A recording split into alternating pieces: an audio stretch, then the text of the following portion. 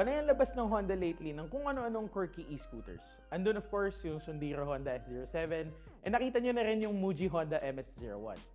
Ngayon, we have with us today the Honda Dax-E, another interesting electric two-wheeler from Popcycle E-Bike Center. Kamusta naman siya sa daily commute though? Puro pakit lang ba to or viable talaga siya pang daily sa Metro Manila?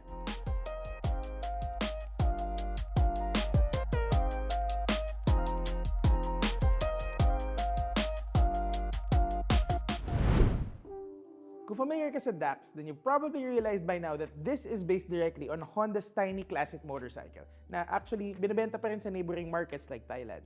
Ito yung parang maliit na trail bike na may maliit din na makina. As cute as it is practical. Kamukhang-kamukha nito yung actual Dax. Of course, iba lang yung headlight, iba yung upuan, saka iba equipment, pero yung shape niya at yung overall silhouette, Dax na Dax. Actually, part to ng trio. Tatlo yung nirelease ng Honda sa China earlier this year. Andun din yung Zoomer, saka yung Cub. Both of which are also available at Popcycle. Kung interesado kayo dito, i-review din namin yan soon, so abangan nyo na lang. Anyway, back to this scooter. The electric Dax is powered by a 48-volt, 24-amp-hour lithium-ion battery that drives the 400-watt Bosch motor at the rear. This setup allows the bike to go up to 40 kilometers per hour, and max range naman ay 70 kilometers. But of course, that depends on the load and the riding behavior.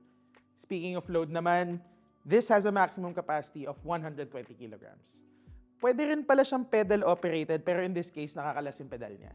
And just like the other electric scooters we've featured before, L1B category lang to, so no need for a license or registration to operate this one.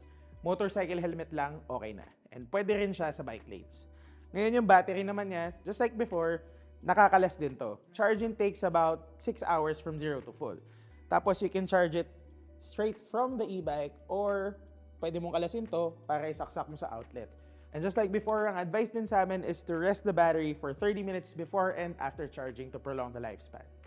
Ang thing lang dito sa battery na to though, unlike dun sa ibang na-try namin na electric scooters before, medyo mahirap siya kalasin. Meron silang nilagay na velcro para medyo madali naman hugutin yung battery galing dito. Yun nga lang, yung overall job, yung pagsaksak mo ng susi, tas napakababa pa ng pagkukunan mo, aminado ko, medyo hassle siya. Kung araw-araw mo yan gagawin, medyo abala siguro siya. Of course, mas madali pa rin na isaksak mo na lang diretso from the electric scooter, pero hindi naman lahat tayo may ganong luxury. Kung nasa kondo ka, kailangan mo talaga kalasin yung baterya. Now, moving on to the features. And simulan natin dito sa susi, or lack thereof. Itong actual na susi na to, para to sa baterya dito sa baba. To operate the electric scooter, you'll need this. This is the NFC key na itatap mo dito. May nakalagay naman, NFC. And there you go. Ma-on mo na siya. And other standard equipment here include, may side mirrors to, hindi lang siya nakakabit ngayon. Of course, you have front and rear brakes, you have a headlight, you have turn signals, and may busina na parang pang-referee pa rin. Tapos meron kang maliit na display dito that shows you the battery charge and the speedometer. Tapos para naman i-off to, pipindutin mo lang yung button na to or itatap mo lang ulit yung susi dito sa NFC logo. Ngayon, since wala tong susian, hindi mo malalak yung handlebar. Pero meron naman siyang anti-theft system kapag naka-off siya. Hindi mo siya magagalaw kasi bukod sa mag-alarm siya, pipigilan ng motor na umikot yung rear wheel. Ito demonstrate ko. Ayan. So hindi mo na siya matutulak, tapos tutunog pa siya ng tutunog. Mamamatay naman siya ng kusa, but of course you can always tap the key again para mamatay yung alarm. Tapos sa ilalim naman, you get 10-inch wheels and tires and you get front and rear disc brakes. In terms of performance, okay na okay itong Honda Dax-E. Kaya niya umakyat up to 40 or 50 kilometers per hour, even for me na medyo mabigat, just as advertised pa din. Yun nga lang, in terms of ride comfort, hindi siya kasing ganda katulad ng sabihin natin sa S07. For one, wala siyang gulay board, so yung seat position mo hindi as comfortable.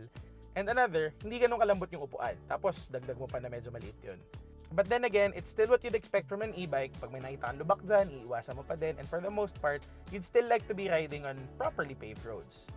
Handling-wise naman, bumabawi itong Dax-E kasi talagang mas madali siya gamitin compared sa other e-bikes and e-scooters na na-try natin before. Medyo maliit lang siya, pero ang sarap niya iwas-iwas kasi nga gawa ng foot pegs niya para kang nakasakay sa actual motorcycle. Think pocket bike pero mas komportable yung seat position. Para siyang laruan, sobrang enjoy talaga niya sakyan. Tapos sobrang beginner-friendly din niya. Of course, nandun yung electric power, so medyo malakas talaga yung arangkada niya. Pero for the most part, kung hindi ka masyado marunong magmotor or hindi ka talaga marunong at all, hindi ka naman mahihirapan gamitin tong DAX. Medyo marami ka ng pagpipilian na e-bikes and electric scooters dito sa market ngayon. Itong DAX actually, hindi naman masyado nalalayo sa iba in terms of performance and capacity. Pero sobrang distinct ng looks niya. Yun nga lang, at 80,999 pesos, medyo pricey talaga siya. Parang yung Sendero at yung Muji lang. Although in my opinion, sulit pa rin. Kasi just the novelty of it, the style, sobrang standout niya talaga. And dagdag mo pa na sobrang enjoy niya gamitin. Never mind na wala siya masyadong utility tulad ng ibang e-bikes kasi nga walang gulay board, walang kabitan ng box. But for me, pwede ka naman mag-compromise. There are adjustments you can make.